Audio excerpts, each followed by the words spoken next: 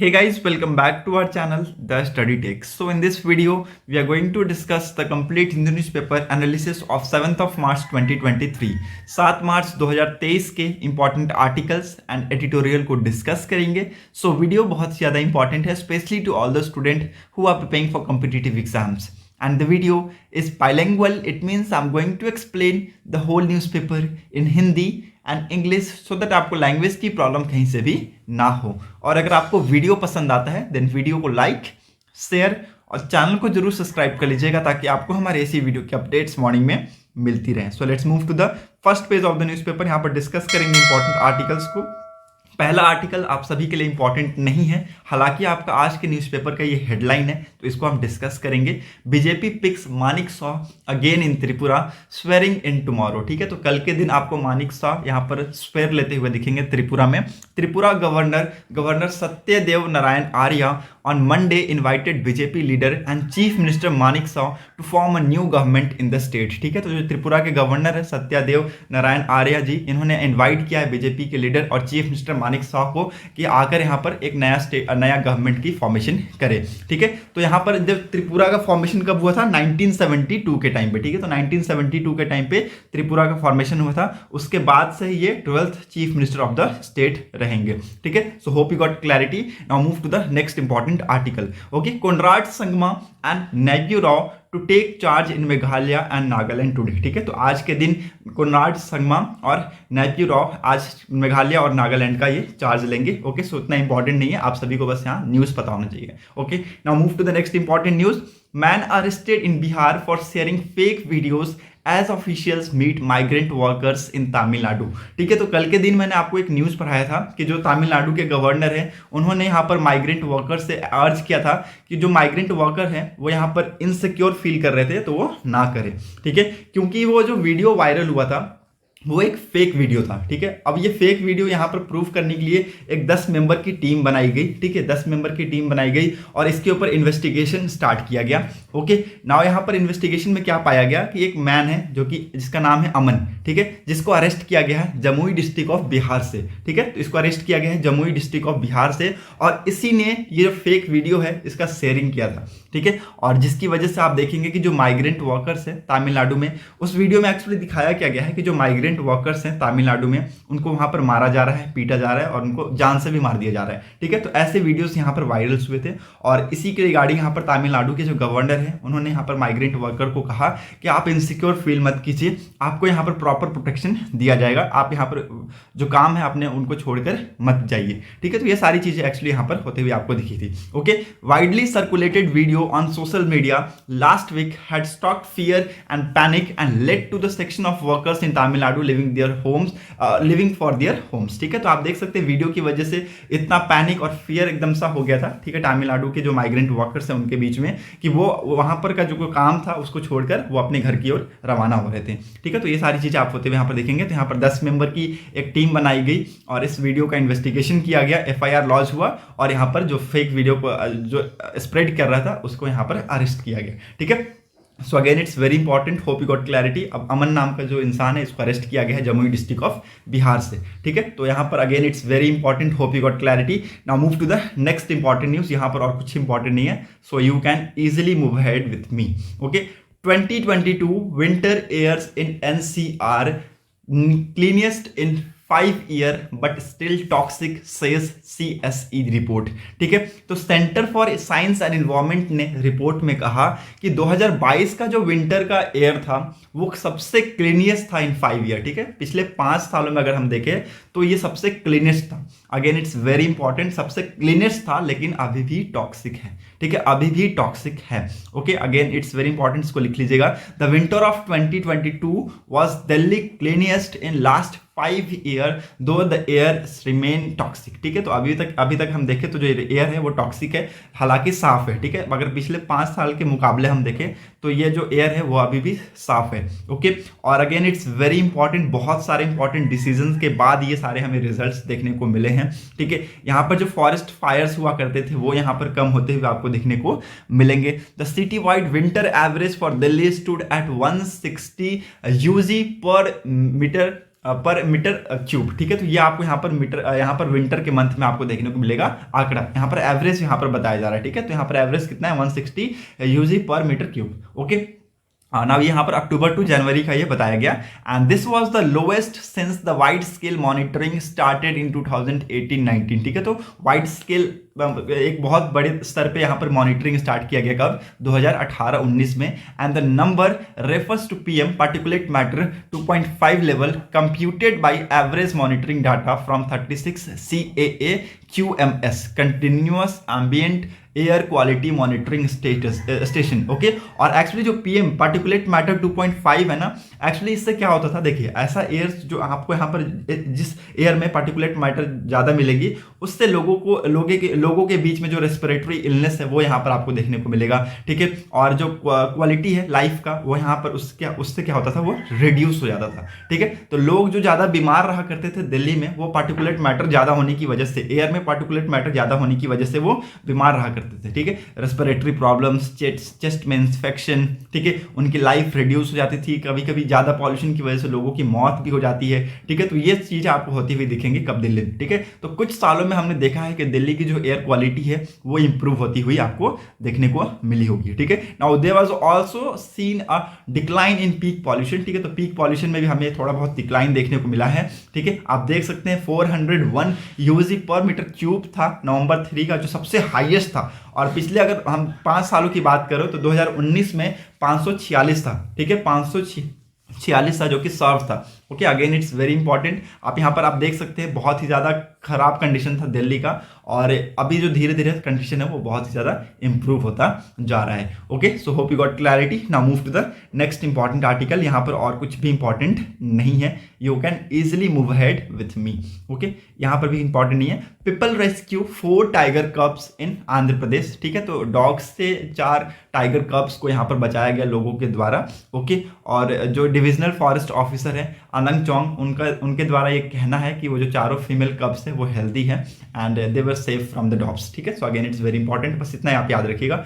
IAF choppers to help contain smoke from Kochi dumpyards, ठीक है। तो यहाँ पर फायर हो गया था, ठीक है। और यहाँ पर एक्चुअली जो डंपयार्ड है वहाँ पर उसमें जो प्लास्टिक गार्बेज है उसमें आग लगाया गया, और उसकी वजह से देखेंगे आप कि यहाँ पर जो धुंध है वो बहुत ज़्यादा होता है, आपको दिखा, ठीक है। तो हालांकि आग को बुझा दिया गया है, लेकिन अभी भी जो स्मोक है वो बहुत ही ज़्यादा कंटिन्यूस राइज कर रहा है, और इसकी वजह से इंडियन एयरफोर्स को यहाँ पर एरियल स्प्रे करने की ज़रूरत है वाटर पे।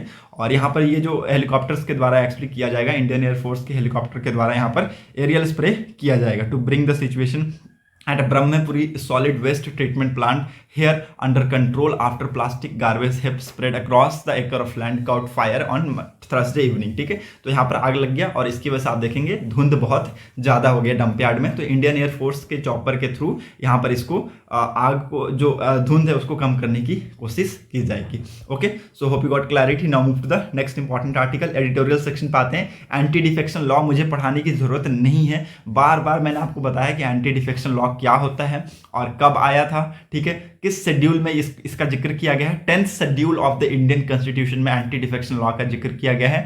1952 के टाइम पे 52nd अमेंडमेंट के थ्रू एंटी डिफेक्शन लॉ को ऐड किया गया था हमारे संविधान में, ठीक है। पहले से हमारे संविधान में एंटी डिफेक्शन नाम की कोई चीज नहीं थी, ठीक है। पहले हमारे सिर्फ 8 शेड्यूल हुआ करते थे, ओके। बाद में जाकर ये बढ़ाकर 12 कर दिए गए, ये आपको याद रखना है। और एंटी डिफेक्शन लॉ क्या होता है वो मैं आपको थोड़ा सा बता देता हूँ। पहले मैंने बहुत बार बताया है, फिर भी मैं आपको थोड़ा सा बता देता हूँ ताकि जो नए व्यूअर्स जुड़ रहे हैं उनको भी पता चल जाए, ओके। एंटी डिफेक्शन लॉ के थ्रू क्या होता है, जैसे मान लीजिए अगर किसी मिनिस्टर ने एंटी डिफेक्शन या फिर डिफेक्शन कर दिया है, ठीक है। तो उसके तहत क्या होगा, उनको यहाँ पर जो लोकसभा के जो मेंबर हैं, राज्यसभा के जो मेंबर है या फिर मिनिस्टर बनने के लिए वो कैपेबल नहीं होंगे, ठीक है। नाउ ये एंटी डिफेक्शन लॉ होता क्या है, जैसे मान लीजिए एक पॉलिटिकल पार्टी है, ठीक है। उस पॉलिटिकल पार्टी का एक जो मेंबर है, उस पॉलिटिकल पार्टी के दम पर वो मिनिस्टर बना है, ठीक है। उस पॉलिटिकल पार्टी के दम पर, उस पॉलिटिकल पार्टी के टर्म्स एंड कंडीशंस के बेसिस पे वो मेंबर बना है या फिर मिनिस्टर बना है।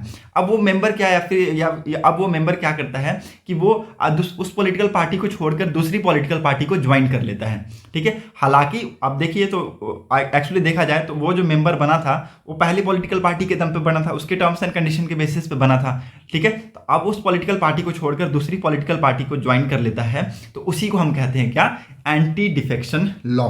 ठीक है, अब इसके तहत क्या होता है, अगर कोई मेंबर यहाँ पर गिल्टी पाया गया तो उसको यहाँ पर जो मेंबरशिप है ऑफ द लोकसभा, राज्यसभा या फिर मिनिस्टर बनने से भी उसको हटाया जा सकता है। ठीक है, वो यहाँ पर मिनिस्टर बनने के लिए भी कैपेबल नहीं होगा। ठीक है, तो ये सारी चीजें यहाँ पे एक्चुअली बताई गई है। ओके, तो एंटी डिफेक्शन लॉ आपको याद रखना है 52nd constitutional amendment act of 1952 के तहत इंडियन कॉन्स्टिट्यूशन में जोड़ा गया था।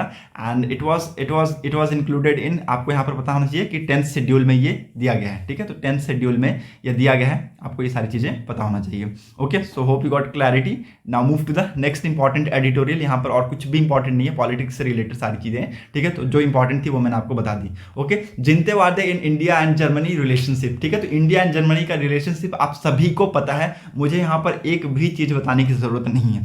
आज के डेट में जो इंडिया और जर्मनी का रिलेशन है, अगर हम पूरे यूरोप में देखें तो किसी के साथ नहीं है, इवन फ्रांस के साथ भी नहीं है। ठीक है, हमारा जो प्राइमरी रिलेशंस है वो बहुत ही अच्छे हैं जर्मनी के साथ। ठीक है, और हमारा जो जर्मनी है वो लार्जेस्ट, इंडिया का लार्जेस्ट इकोनॉमिक पार्टनर है। ठीक है, इन ईयू। ठीक है, अगर ईयू की बात करें, पूरी यूरोपियन यूनियन की बात करें, तो जर्मनी हमारा India largest trading economic partner है। तो आप देख सकते हैं कितने अच्छे रिलेशन है हमारे इंडिया और जर्मनी के साथ, और इसी में हमें बहुत सारे कुछ आने वाले टाइम में चेंजेस देखने को मिलेंगे, और जब ये चेंजेस होंगे उसके बारे में हम उस टाइम पे डिस्कस करेंगे। ठीक है, हमारा डिफेंस बहुत अच्छा है। ठीक है, ट्रेड भी हम बहुत अच्छे से करते हैं। ठीक है, क्लीन एनर्जी के बीच में है हम लोग, और माइग्रेशन होता है, डिजिटल ट्रांसफॉर्मेशन होता है, ये सारी चीज़ें हम हमें यहाँ पर होते हुए देखने को मिलती है। ओके, सो हमें और भी कुछ चीज़ों में कुछ यहाँ पर फोकस करने की ज़रूरत है। तो उस टाइम पे जब आर्टिकल आएगा, ठीक है, ऑफकोर्स यहाँ पर आप देखिएगा 4 से 5 दिन के बाद इंडिया और जर्मनी का एक वाइड यहाँ पर रेंज में आर्टिकल आपको देखने को मिलेगा। उस टाइम पर हम आपको यहाँ पर बताएंगे कि इंडिया और जर्मनी का रिलेशन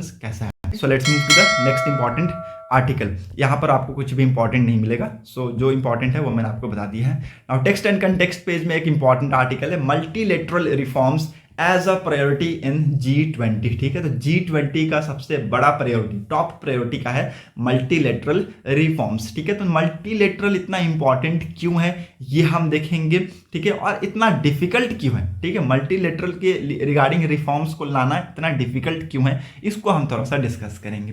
ठीक है, while assuming the G20 presidency in December 2022, India stated that it agenda would be inclusive, ambitious, action oriented and decisive. ठीक है, तो अभी आप सभी को पता है दिसंबर 2022 के बाद G20 की प्रेसिडेंसी इंडिया होल्ड कर रहा है, और इंडिया ने अपना एजेंडा को बताया कि इंडिया का एजेंडा क्या होगा, इंक्लूसिव होगा, एम्बिशियस होगा, एक्शन ओरिएंटेड होगा और डिसिसिव होगा। Okay, so New Delhi also said that it primary objective are to build global consensus over critical developments. ठीक है, तो जो क्रिटिकल डेवलपमेंट्स हैं उनके ऊपर यहाँ पर एक ग्लोबल कॉन्सेंसस को बनाने की जरूरत है। सिक्योरिटी से इशू के ऊपर हमें बातचीत करने की जरूरत है, एंड डिलीवर ग्लोबल गुड्स। ठीक है, तो ग्लोबल गुड्स को हमें डिलीवर करने की जरूरत है। तो ये सारी चीजें एक्चुअली यहाँ पर बताया गया इस आर्टिकल में। Okay, now why is multilateralism important. ठीक है, तो मल्टीलैटरलिज्म इंपॉर्टेंट क्यों है। So multilateral cooperation today confrontation multiple crisis. ठीक है, तो जो मल्टीलैटरल कोऑपरेशन है आज के अगर देखें तो ये क्या करें, मल्टीपल क्राइसिस को कन्फ्रंट कर रहे हैं। पहला, due to persistent deadlocks multilateralism has lost majority trust. ठीक है, अब यहाँ पर देखें तो बहुत सारी जो कंट्रीज हैं वो ये नहीं मानते हैं कि मल्टीलैटरलिज्म एक बहुत अच्छा चीज है। ठीक है, जैसे कि मान लीजिए मल्टीलैटरलिज्म क्या होता है, जहां पर 3 से ज्यादा कंट्रीज का यहाँ पर सम्मिलन हो। ठीक है, तो उसको हम क्या करते हैं, मल्टीलैटरलिज्म कहते हैं। ठीक है, तो ड्यू टू परसिस्टेंट डेडलॉक की वजह से जो बहुत सारी कंट्रीज है उन्होंने मल्टीलैटरलिज्म के रिगार्डिंग अपना जो ट्रस्ट है वो यहाँ पर खो दिया।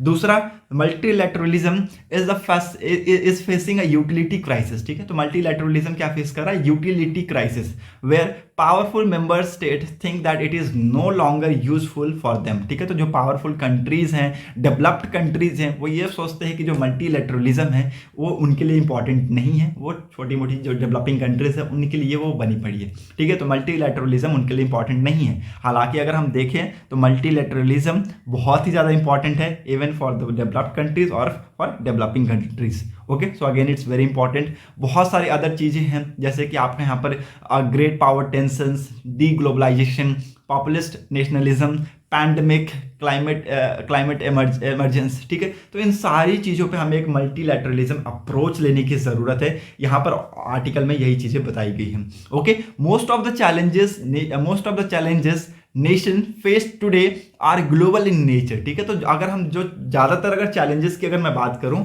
तो जो नेशन से फेस कर रहे हैं वो ग्लोबल इन नेचर है, ठीक है, एंड रिक्वायर ग्लोबल सॉल्यूशन, ठीक है। तो इसके रिगार्डिंग हमें ग्लोबल सॉल्यूशन लेने की जरूरत है। कोई कंट्री आकर अकेले तो सॉल्व नहीं कर पाएगी। अगर मान लीजिए क्लाइमेट चेंज है, टर्की में यहाँ पर अगर अर्थक्वेक आया तो टर्की को अकेले यहाँ पर टर्की उस चीज़ को नहीं झेल पाएगा, ठीक है। तो अब उसने क्या किया, ग्लोबली यहाँ पर हेल्प मांगने स्टार्ट कर दिया।